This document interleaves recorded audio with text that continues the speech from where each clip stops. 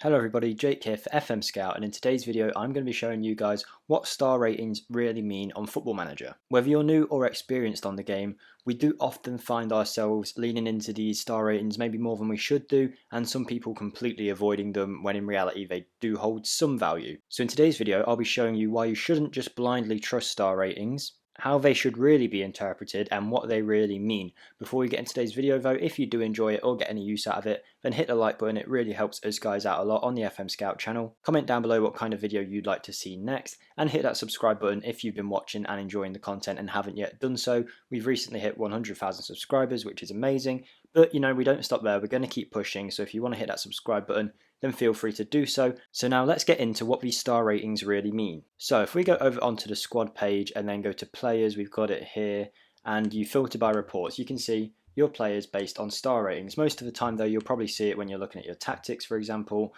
and you'll see, I don't know, Andreas Christensen, here you go, is a 3-star player. You click on him and then you see his current ability and his potential ability. So back onto this screen with all the ratings, what do they mean and how does it work? So star ratings are basically how a member of staff views your player, how good they think they are in terms of both their current ability, which is on the left here, and their potential ability. Potential ability being for young players, and what it means is if you see one of these silver stars, that means your player could be 4 stars in the future, potentially 4.5 stars, potentially 5 stars. And if you see a half star like this, and that means that the maximum that this guy, Tino Andrin, can get to is 4.5 stars, but they might not necessarily reach that. This is just the coach's opinion. So which of the coaches / staff are giving you this report? Well, the way you can see that is to go to the team report screen and then the squad depth screen, which we'll come to again in a minute, and you can see it's the opinion of Jody Morris, the assistant manager. Now if we go to our staff page and actually look at Jody Morris, he has judging player ability of 15 and judging player potential of 15.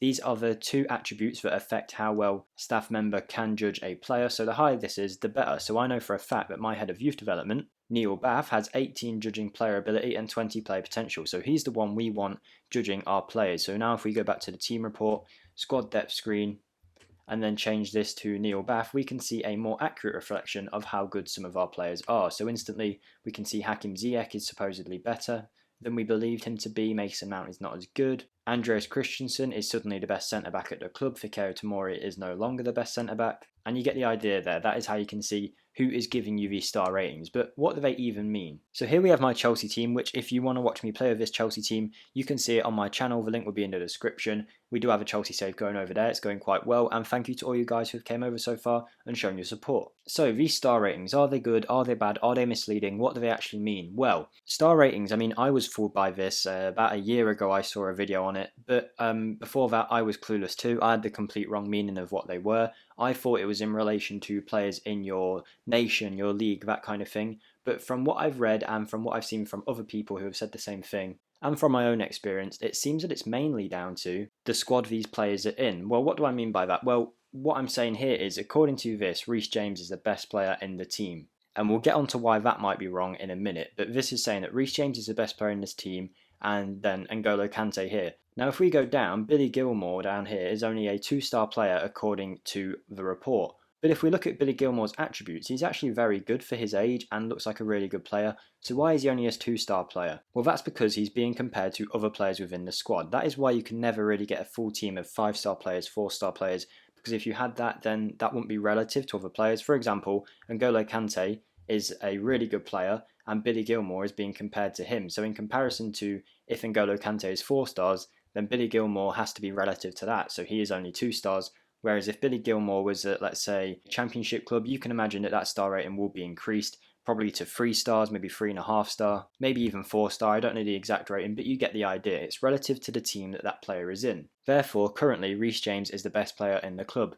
But if we brought in a new player, let's say we brought in Kimmich, right? Kimmich is an amazing player. That won't just affect Reece James, even though Kimmich might be classed as a right back or a CDM, whatever you want to class him as. It affects the whole team. So if Kimmich comes in, that is another really good caliber player, and then you'll often see, let's say Billy Gilmour, go down a rating or someone like that, because that's one of the reasons you so often see a player's rating fluctuating. Because how often have you had it where a player is 3-star and then suddenly they're 5-star and then they're back down to 4-star, then 4.5-star? You can never really get a judge of what level they're at. And one of the reasons for that is signing new players. When you bring new players in or sell players from your club, some players will move up in the rankings of how good they are in the club and some will move down, and that is reflected in their abilities. Now to the reason why you shouldn't just blindly judge these as, oh, this guy must be the best player at the club. For example here, Reece James is apparently the best player at Chelsea Football Club. Now, that can be debated, maybe he is, maybe he isn't if you look at his attributes, but there's probably a pretty good reason why Reece James, Mason Mount, Fikayo Tomori make up the top 4 players in this club, and it's saying that Fikayo Tomori is better than the likes of Azpilicueta, Ziyech, Kovacic, Werner, and Mason Mount is better than the likes of Havertz, Christensen. You get the idea. Well, one thing you might notice instantly is 3 of them players, bar N'Golo Kante, who's obviously a superstar, are all English homegrown players. And for that reason, they're being given a better rating. And the reason that is if we go to the coach report of Reece James, it should say it here, but you can see all of these things help with his ratings. So the coach report isn't just based on how good he is attributes wise, it's based on other things. Like, for example, Reece James helps us with registration for under 21s. He helps us because he's homegrown, because he's English. You can see here, because he's got that, his rating will increase.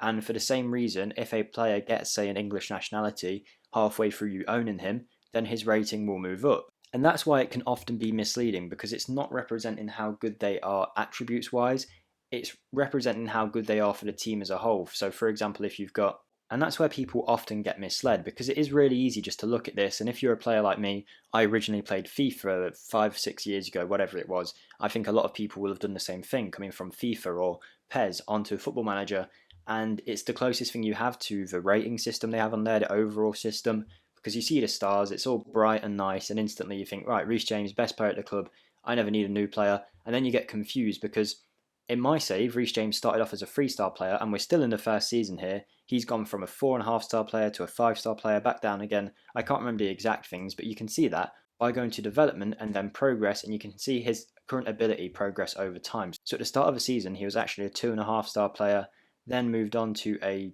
3-star player, 3-star player, went up to 3 stars, up to 3 stars, up to 3 stars, and then all of a sudden, 4.5-star player. There is no reason for that. But then if you look at his attributes, they haven't actually increased massively since the start of the season. If we go, let's say all time, you can see all that's happened is his first touch has gone up by 1, his work rate by 2. I mean, these are actually quite good progress, but it's obviously not representative of what we saw on his coach report here, because at no point here does he get a plus 10 in his crossing or something like that. That means he suddenly goes from a 3-star player to a 4.5-star player. So that's what you need to be aware of. Don't always judge it blindly when you're looking at your squad and you go, hold on, Reece James was 3 stars a minute ago. He must be an absolute amazing player and developed last night, grew into a 7-foot beast, and now he's amazing. No, it doesn't really work like that. But star ratings aren't all bad. For example, you did learn from that Reece James is good for the club in terms of his registration rules, as is Tomori and Mount. So you can learn something there. But the place where ability ratings and potential ratings are the best is what we were talking about earlier. In my opinion, it's the squad depth screen. It helps you out so much in determining how good your squad is. You can change the formation so you can see, oh, if we were playing a 4-2-3-1, these are the players we've got for that. If we were playing a 3-5-2, these are the players that we'll have for that. And you can actually judge here how good a player is in a role. So for example, apparently Reece James is also one of the best central midfielders. Who would have guessed it? But he has definitely been really good for me on my Football Manager save so far. But you can kind of see in comparison, oh, we might be lacking a bit of depth here, because in central midfield, Reece James and Christensen are in our top 4 central midfielders, even though one's a right back and one's a centre back. So we might have some work to be done there in the central midfield position. And that's where I think star rating is the most useful, so you can judge your team. Now that doesn't mean just to completely ignore it in any other situation, but if you're looking at Mason Mount and you want to know how good he is, rather than looking at the star rating, I think you should look at the attributes. Now, I won't get straight into what attributes mean because that's another video. But if you click on this screen here, you can see all the roles and it will highlight the roles that are important. So if we wanted him to be a Mazzala with a support role, you can see that dribbling is important, first touch is important, and Mason Mount looks like he'd be okay at this job, and that's how you should really judge if a player is good for a position, not on his star rating.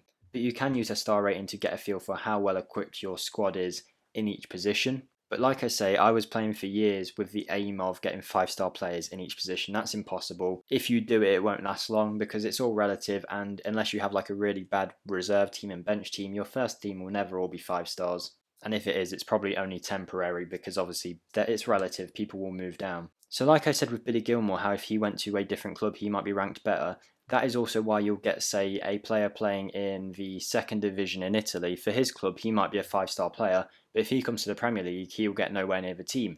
That's not because all of a sudden he's not a 5-star player anymore. It's because in reality he never was what you think of a 5-star player is in your head. He was just a 5-star player in comparison to the other players in his squad, and now that he's at Chelsea he's compared to better players and therefore isn't as good. So hopefully this quick video did help you understand a bit more about star rating. Like I say, don't completely ignore it, but also don't completely judge everything off it. You've got to take a bit of initiative on your own to realise that these star ratings probably aren't that accurate sometimes. But I hope you did find that useful. I'm kind of new to making these tips, tricks, tutorials, guides, whatever you want to call it kind of videos. So if you did enjoy it or there's something that you'd like me to improve upon, do let me know in the comments. But I hope this has helped you out and cleared it up a bit more about what these star ratings mean. I have been Jake for FMSCOUT. I thank you a lot for watching. Thanks for all your support so far since I've been on the channel. Don't forget to like, comment and subscribe, and I'll hopefully see you in the next video, guys. Goodbye.